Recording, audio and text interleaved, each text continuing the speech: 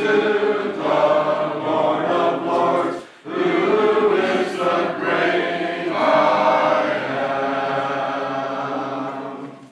today I want us to talk about something a little unusual, perhaps.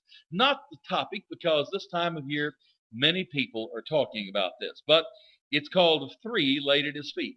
And I think you know probably what the three refer to when you see the picture in the scripture reading that you just heard. But again, I suppose that one of the most familiar stories in the Bible is that of the men that came to visit Jesus when he was a child. Now, you probably know, as we have taught here before, that there is not a description of these men coming to the manger, as so many people show it in the scene out there in the public. However, I suppose we might give them a little bit of leeway in the sense they just want to show that he was worshipped by both shepherds and people from afar. We understand that. But there is a chronological time difference, as scholars would tell us. If you read any harmony of the Gospels, you'll see that these men came to visit Jesus after his presentation in the temple. He'd already had the 8 days where the circumcision occurred and the presentation to the temple after Mary's purification, and Simeon and Anna giving praise that this little child had been born. But they came to a house in chapter 2 and verse 11, not a stable, but a house, and they would visit him. Now, it's interesting that only Matthew tells us the story. And it's interesting that we learn that they came from the east. We do not know for sure how many there were. Many people said, well, there were 3 gifts mentioned. Weren't there 3 of them visiting? No, not necessarily. 2 people can give 3 gifts, or 10 people can give 3. But it is very possible that there were that many. Tradition has always given these men names such as Balthazar, Melchior, and Casper. But there's no recording of that anywhere in the scriptures. That is strictly from church tradition. We do not really know exactly where they came from. Someone says, oh, well, they came from the east. They had to be Persians. Well, maybe they were. But you know, you could come from the southeast and come from South Arabia and come up to an eastern approach and still come from the east. So that's a possibility too. We do not know all the reasons that they came to visit Jesus, but we certainly know they said to Herod, we've come to worship him. And that's interesting, isn't it? How would they know to worship this newborn child as the King of Kings and Lord of Lords? Or is it simply a type of honor? Well, I think it was more than that. I think they came to show that they recognized his superiority over themselves. And so I think it truly was a type of worship. We do not know why they would want to do that, but we know that God, perhaps they had in some ways had some kind of way of connecting to know that Jesus was there. And maybe God specifically showed them the need. David, that's a good possibility about the 2 planets coming together.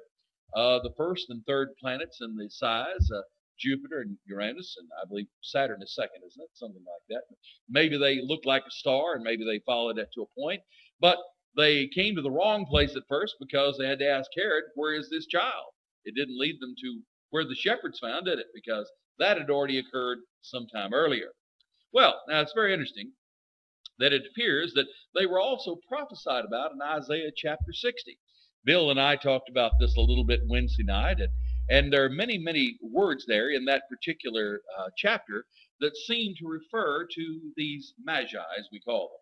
What do we know about these men? Well, the Greek word magoi is translated wise men. Many people believe that they were part of a religious caste among the Persians. And Persians, of course, had quite a bit of interconnectivity with the Jewish people. You remember that the Jews had gone into Babylonian captivity.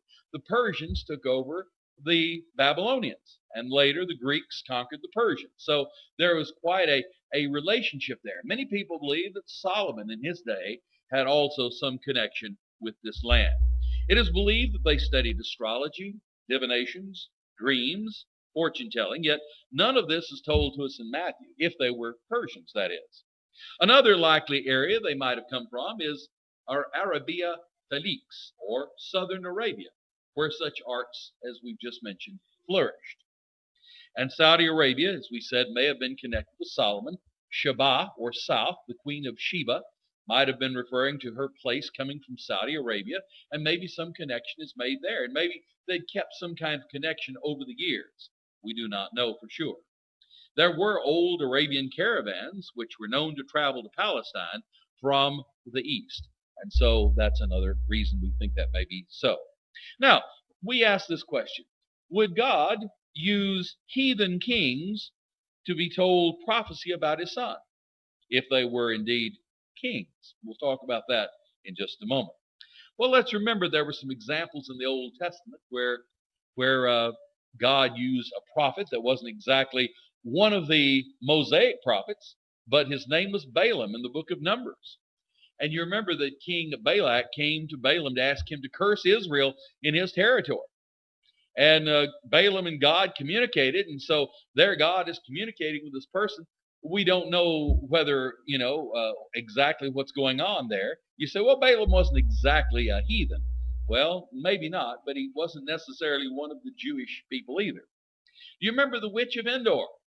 Well, we don't know exactly what kind of person she was either. We're not told. She was part of the Mosaic tribe, or I should say Mosaic tradition, but she could communicate with the dead, with Samuel. Do we know for sure they were heathen? Well, we're not really even told that. We're just told they're kings or wise men that come from the east. Now, where do we get the idea that they were kings? I'm going to say something about that in Isaiah 60 in just a moment. Maybe you can make some connections. But possibly from medieval folklore and song. We sing that song, don't we? We three kings of Orient are. We sing that song. Well, maybe that's where it came from. Maybe it's a medieval tradition that they were kings. But we're going to look at a verse in Isaiah 60 in just a moment, and you can decide. Some assume that only kings could carry such wealthy gifts as gold, frankincense, and myrrh. Why, who else would have that kind of ability to give things like that? But we're not told how much they gave of each one, are we? And we're told they had other treasures with them. Now, since they came to worship Jesus, some of this have said it shows that Jesus' superiority to the kings of this world, since he is referred to in Revelation as the King of Kings. And thus their being king, some would say, is implied. Well, that's all interesting logic. I'm not sure that we can come right down and say, well, we're 100% sure these thoughts are valid. But it makes us think, doesn't it? Now, here's a note from the Interpreter's Dictionary from the Bible. A similar appreciation of the Magi is also implied by Cicero, famous Latin orator, in his On Divination 1, section 91, where he says that no Persian is able to become a king who has not first mastered the scientific discipline of the Magi, a fact which is also mentioned by Philo, the Jewish writer. Most of our information about the Magi in the ancient period comes to us from Herodotus, who is a historian, wrote about the Peloponnesian Wars. The Magi would then probably be a priestly caste similar to medicine men and shaman groups of various early people. Herodotus indicates that the Magi specialized in interpreting dreams. Now, of course, I'm sure you remember that the wise men couldn't interpret Nebuchadnezzar's dream, could they? Daniel had to be brought in to interpret their dream. So much of this seems to fit the general idea of Persia. I lean toward the Persian concept myself rather than the Saudi Arabian. As the religion of Persia was Zoroastrianism, which was the idea of a god of light and a god of darkness. They had many other various thoughts. At this time, the Magi, therefore, it says, were Zoroastrian priests. Interesting thought. Well, again, this is something to ponder, but it gives us a very interesting view of what these men were all about and what they were trying to do.